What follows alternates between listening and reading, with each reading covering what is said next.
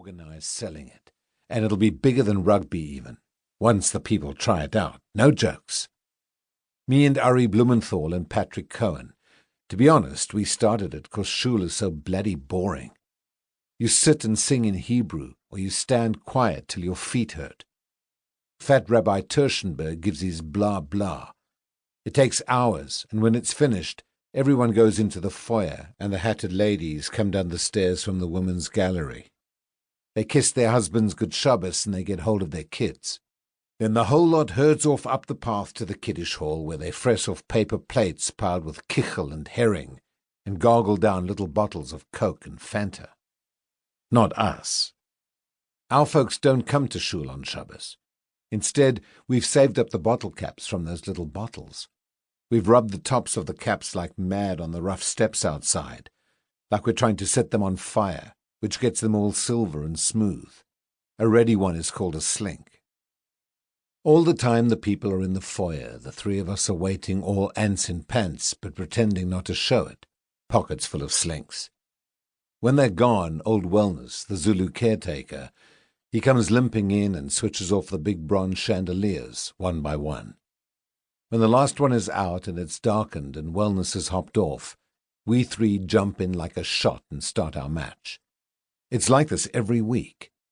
We use the patterns on the foyer's marble floor for lines and goals. Slinkers is complicated, eh? Got like 1,000,000 special rules. Pats always says it's not just scoring a goal that's the hard part. It's getting to the goal. Well, not for me. Not today. I score another one off a free kick, and I'm giggling so hard I have to lie down. When we start the next round, it hits me like an uppercut to the body, a liver smasher, Marcus calls it, that I am about to win the whole bloody match. I look at my friends. They're still not looking at me. Not a good feeling. Basically, I only have these two friends, okay? My shul friends. I mean, that's it. I don't really like to think about why that's so, but it's the truth. I miss blocking Pat's slink, and so I lose the next point, and then the next. Now my friend starts smiling and talking again. Soon we start arguing. We always argue. This one is about our Air Force and how we have Mirage fighter jets and whether they are better planes than the Cuban MiGs we are fighting on the border. The Mirages were used by Israel in the Six-Day War, but the MiGs were invented by a Jew. Ari says Mirage. Pat says what bulldust. I say what my brother Marcus would tell me, that it depends on which model the Cubans are sending to fight us, because our Mirages are quite old, and no one will sell us new ones because of sanctions. In a little bit we're shouting like usual. It echoes in the roof, which is round up there, like the inside of one of those helmet hairdryers old ladies sit under, but super dark without the lights. In the end I lose the argument, like usual.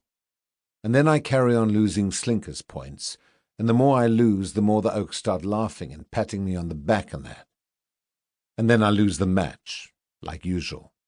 And then I lose the argument about which way to walk to Pat's house.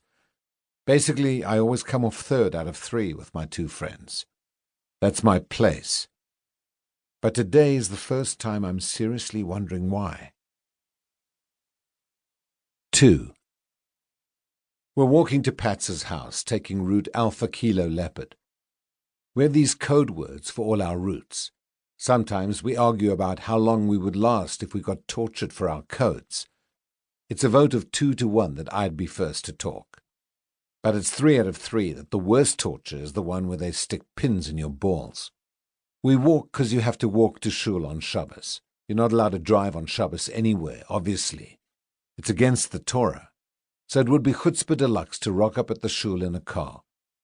Old man Meyerson did it one time, got a lift with his son Neil, who dropped him off outside, and no one talks to him anymore.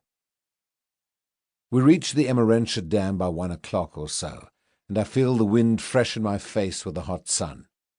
The water is sparkly and full of little waves. The fishermen put knobs of mushed bread on their lines so they can see them stretching from the rods. Kayakers are going hell for leather, and windsurfers are falling and getting up and bending over to pull up their heavy sails. Ice cream man has those fat round...